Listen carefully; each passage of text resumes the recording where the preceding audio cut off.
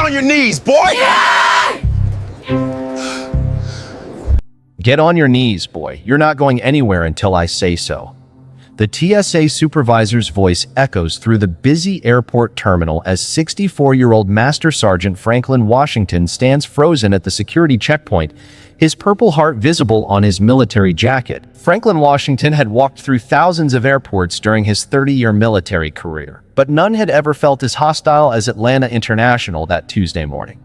At 64, his gray beard was neatly trimmed, and despite the arthritis in his left knee from an old shrapnel wound, he still carried himself with the bearing of a man who had led soldiers through 3 combat deployments.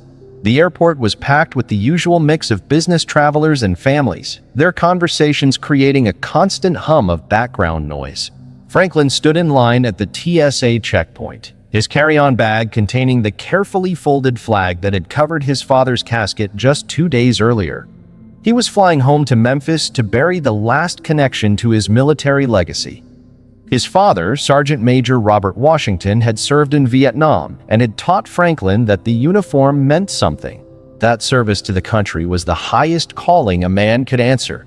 Franklin wore his old army jacket today, not for attention, but because it felt like carrying his father's spirit with him. If you're enjoying Franklin's story, please subscribe to our channel and ring that notification bell. We share these important veteran stories because every service member's experience matters and deserves to be heard and honored. Franklin had enlisted in 1978, following his father's footsteps into the Army. He served as a logistics specialist, the kind of soldier who made sure ammunition reached the front lines and wounded warriors made it to medical care. His work took him to Somalia, Iraq, and Afghanistan, where he earned his Purple Heart after a convoy attack left him with permanent hearing damage and the limp that still bothered him on cold mornings. But Franklin's proudest moment hadn't come on a battlefield. It had come in a small village outside Baghdad, where he had organized the delivery of medical supplies to a local clinic treating both American soldiers and Iraqi civilians. The village elder had shaken his hand and called him a man of honor, a bridge between worlds. That handshake had defined Franklin's understanding of service. It wasn't about the politics or the reasons for being there. It was about being the kind of person who did the right thing when no one was watching, who stood up for others regardless of their color, their religion, or their nationality. His father had been the same way. Robert Washington had faced down segregation in the Army, had earned respect through competence and character, and had taught his son that the uniform erased all differences except one: those who served with honor and those who didn't. Now, 2 days after burying his father, Franklin was carrying that lesson forward, even as his heart ached with grief. The trouble started when Franklin placed his carry-on bag on the conveyor belt. The TSA agent, a young white man with nervous eyes and sweaty palms, immediately flagged the bag for additional screening. Franklin waited patiently as they searched through his belongings, pulling out his father's folded flag and handling it with casual disregard. "What's this for?" the agent asked, shaking out the flag as if it were a common towel. "It's my father's burial flag," Franklin said quietly. "He was a sergeant major, served in Vietnam." The agent's expression didn't change. He continued his search, becoming more aggressive as he found nothing suspicious. Franklin's military medals clinked in their small case as the agent dumped them onto the metal table. Other passengers began to stare, their conversations dying down as they watched the scene unfold. That's when Supervisor Danny Morrison appeared. Morrison was a 40-something man with the kind of authority that came from years of intimidating travelers. He looked at Franklin's identification, then at Franklin himself, and his demeanor shifted completely. "Step aside, sir," Morrison said, his voice loud enough for half the terminal to hear. "Random security check." Franklin knew it wasn't random. He had flown dozens of times since retiring, and he understood the difference between routine security and targeted harassment. But he also knew that fighting back would only make things worse. The random check became increasingly invasive. Morrison ordered Franklin to remove his shoes, his belt, his jacket. Each item was examined with exaggerated thoroughness while other passengers moved through the line with minimal screening.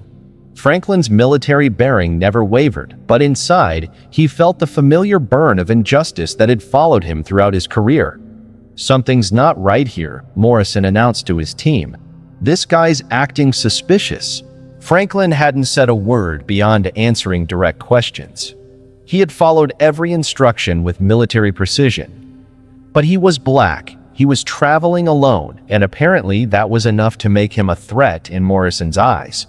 Franklin's hands remained steady at his sides, but his mind was racing back to every moment in his military career when he had been forced to prove himself twice as hard because of the color of his skin. The late-night duty assignments that somehow always fell to him. The promotion boards where his qualifications were questioned more thoroughly than his white counterparts. The subtle comments about affirmative action that followed his every success. He thought about his father's stories from Vietnam, about serving a country that didn't always serve him back. Robert Washington had told him about coming home from war to find that the uniform meant nothing in certain parts of the country, that respect had to be earned over and over again, one interaction at a time. The weight of his father's flag in the TSA agent's careless hands felt like a physical blow. That flag had been earned through blood and sacrifice, through months away from family, through the kind of service that most people could never understand. And now it was being treated like evidence in some imaginary crime. Franklin closed his eyes for a moment and felt his father's presence. He remembered the old man's words from just last week, when he was dying in the hospital bed. "Son, you carry our family's honor wherever you go. Don't let anybody take that from you, but don't let anger make you forget who you are." He opened his eyes and looked directly at Morrison. "I'm a master sergeant in the United States Army, retired. I've served this country for 30 years. I just want to go home and bury my father." Morrison's response was swift and humiliating. He called for additional security, claiming that Franklin was becoming agitated and non-compliant. Within minutes, 3 more TSA agents surrounded Franklin, creating a scene that drew the attention of everyone in the terminal. "Sir, I'm going to need you to comply with additional screening procedures," Morrison announced loudly. "Please remove all remaining items from your pockets and place your hands behind your back."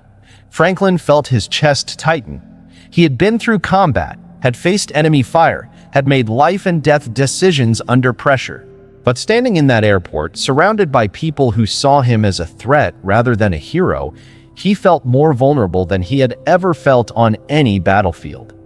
Other passengers began pulling out their phones, some recording the confrontation, others simply watching with the kind of morbid curiosity that came with witnessing someone else's humiliation. Franklin could hear whispered conversations. What did he do? Must be something serious. Look at all those security guards. A young black woman in a business suit approached the checkpoint, her face showing recognition and concern. She pulled out her phone and began recording, her voice steady as she narrated what she was seeing. "This is a black veteran being harassed at Atlanta Airport. He's done nothing wrong. This is racial profiling in action." Morrison noticed the recording and his authority became more aggressive. "Ma'am, you need to step back. This is a security matter." "This is a civil rights matter," she replied, not moving. Franklin watched this exchange with growing dread. He had seen situations like this escalate before, had watched how quickly things could spiral out of control. He thought about his father's funeral, about the family waiting for him in Memphis, about the promise he had made to deliver the eulogy at the service. "Please," he said quietly to Morrison, "I just want to catch my flight. I have to bury my father tomorrow." Morrison's response would haunt Franklin for months afterward. "Get on your knees, boy. You're not going anywhere until I say so." The terminal fell silent except for the hum of air conditioning and the distant sound of departure announcements. Franklin felt every eye in the checkpoint area focused on him, felt the weight of a moment that would define not just his day, but his understanding of what his service had meant. He was about to comply, his knees beginning to bend under the combined weight of exhaustion, grief, and the learned survival instinct that told him to avoid escalation at all costs. But before he could lower himself to the ground, a voice cut through the tension like a blade. "Supervisor Morrison, step away from that man immediately." The voice belonged to Colonel Patricia Hayes, a black woman in her 50s wearing the dress blue uniform of the United States Air Force. She was flanked by two other officers, both of whom wore the insignia of high rank and the bearing of people who were accustomed to being obeyed without question. Morrison turned, his face flushing as he realized he was now facing military authority that outranked anything he had ever encountered. "Ma'am, this is a TSA security matter. We're conducting a routine. There is nothing routine about ordering a decorated veteran to kneel in a public airport," Colonel Hayes interrupted, her voice carrying the kind of authority that came from years of command. "Master Sergeant Washington, please stand at attention." Franklin's military training kicked in instantly. His back straightened, his hands found their proper position at his sides, and despite everything that had just happened, he felt a surge of pride at being recognized for what he was, a soldier. Colonel Hayes approached Franklin and executed a perfect military salute. "Master Sergeant, I'm Colonel Hayes, United States Air Force. I apologize for the treatment you've received here today. It is unacceptable and will be addressed." She turned to Morrison, who was now visibly shaking. "Supervisor, I need to see your identification and your supervisor's contact information. What happened here today will be reported to the highest levels of TSA command, as well as to the Department of Defense and the Department of Veterans Affairs." The woman who had been recording the confrontation smiled for the first time since the incident began. "Colonel, I got everything on video. The whole thing." Within an hour, Morrison had been suspended pending investigation. The TSA director for Atlanta International personally apologized to Franklin and ensured that he was escorted to his gate with full honors. But the real resolution came in the form of something Franklin had never expected: a community of support that extended far beyond the airport. The video of the confrontation went viral within hours. Franklin's story spread across social media, but it wasn't just about the harassment he had faced.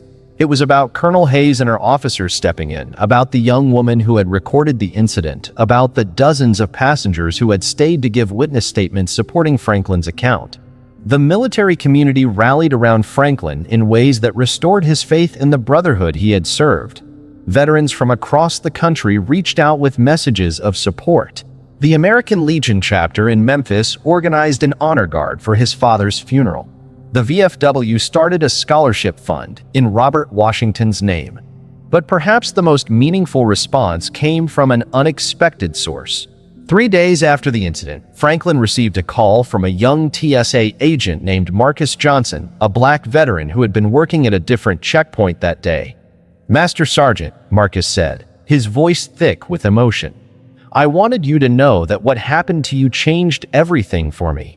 I've been dealing with the same kind of treatment from some of my supervisors, and I was ready to quit.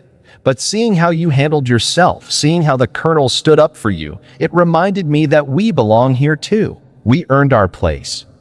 Franklin sat in his father's old chair, looking at the folded flag that now rested on the mantel, and felt something he hadn't experienced in years: hope. The incident had been painful, humiliating, and wrong, but it had also revealed something powerful about the bonds that connected those who had served. Colonel Hayes called him the following week. "Master Sergeant, I want you to know that your incident has resulted in new training protocols for TSA personnel nationwide. Your dignity under pressure made a difference for every veteran who will travel after you." 6 months later, Franklin Washington stands at the podium of the annual Veterans Day ceremony in Memphis, looking out at a crowd that includes active duty military, retired veterans, and civilians who have gathered to honor those who served. He wears the same army jacket he wore that day at the airport, but now it carries additional meaning. His speech that day isn't about the harassment he faced or the injustice of that moment. Instead, he talks about the power of standing up for what's right, about the importance of the military brotherhood that transcends race and rank, about the young veterans who need to see that their service matters. "My father taught me that service doesn't end when you take off the uniform," Franklin tells the crowd. "It continues every day when you choose to be the person who stands up for others, who refuses to let dignity be stripped away, who believes that the values we swore to defend are worth defending in our own communities." In the audience, he sees Colonel Hayes, who has become a friend and mentor. He sees Marcus Johnson, who has been promoted to supervisor and is working to change TSA culture from within. He sees the young woman who recorded the incident, who now works as a civil rights attorney. Franklin's story became bigger than one moment of humiliation. It became a reminder that the fight for dignity and respect continues long after the war's end, and that true victory comes not from avoiding conflict, but from facing it with honor and finding allies who share your values. The brotherhood never ends, and neither does the responsibility to protect it.